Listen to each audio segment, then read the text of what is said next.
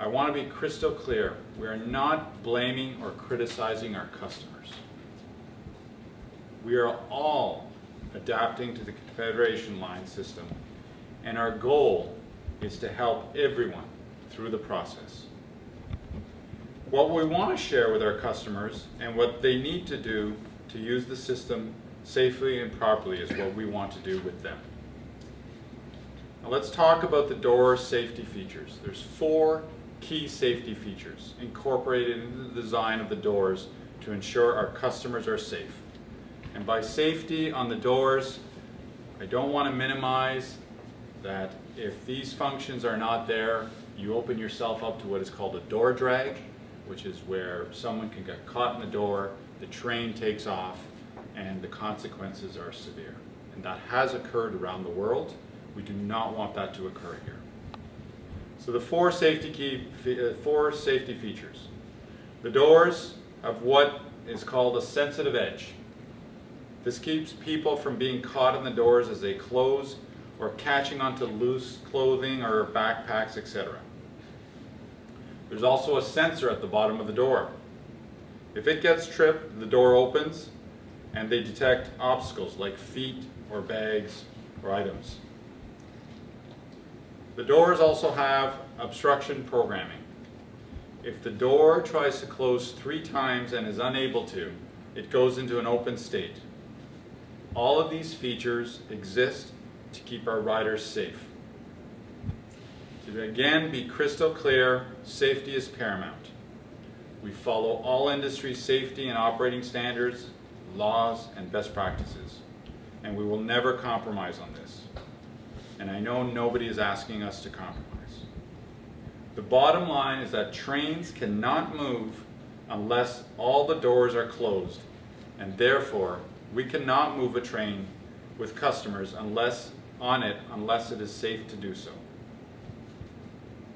Now, as I mentioned yesterday, when people pry, push, bang on the doors, lean on them, or if they hold them open, when they are trying to close, one or more of these safety features kick in and holds the doors and they cannot close. Now let's talk about what happened yesterday and today. We immediately conducted an internal review and we used all our tools, including our cameras, our staff on the ground, and so forth. And we know what happened at U Ottawa, Lion, and Parliament. We know what caused the doors to be stuck. Unfortunately, this morning at Lion Station, a customer was running down the stairs for the train while the audio and visual signals and the station announcements were indicating that boarding was finished and the doors were closing. The customer unfortunately pried the doors open, which jammed them into an open position. Shortly after the Lion incident, a customer at Parliament Station put both hands on the doors to hold them open. And as you know, yesterday at U Ottawa, we had someone also put both hands on the doors and push them open. Again, I'm not blaming our customers, but we need to make sure that everyone is using the system safely. As I indicated yesterday, when the door is jammed, we have a tiered response system. First response is that the operator of the train uses all the tools, including the cameras and the operating systems, and they conduct a visual check, and if the door is clear of obstructions, he or she can move the vehicle. If he or she can't close the door, the second response is to try to isolate and lock down the door so that we can keep the train in service. In other words, that one door would be locked down, out of service, but you'd have 13 of the 14 doors operating, and the train can move. Key point there is all doors have to close and go into the locked position where that train cannot physically move.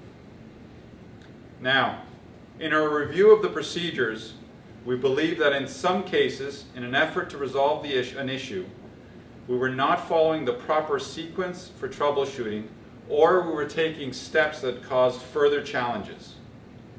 Today, the team reviewed the procedures and our issues, and we have reinforced the sequencing and the protocols to all staff involved. In review of our response procedures, we also discovered that well-intentioned technicians, these are the experts that know how to fix these vehicles, were making additional effort not just to isolate the door, but they were also trying to repair the door. While this is a great intention, it consumes very valuable time. And a minute on a train feels like an hour. We all know that. Our focus needs to be on restoration of service. So, effective immediately, we are eliminating this last step and instructing all technicians and operators to immediately put the train back in service as soon as the door is isolated. And if that is not possible, they are to bypass the doors, which they are capable of doing, and ask passengers on the train to exit and immediately remove the train from service. While this will inconvenience the passengers on that specific train, the impact to the entire system is significantly less because we will not have to go into diversion mode and hold other trains up and slow things down.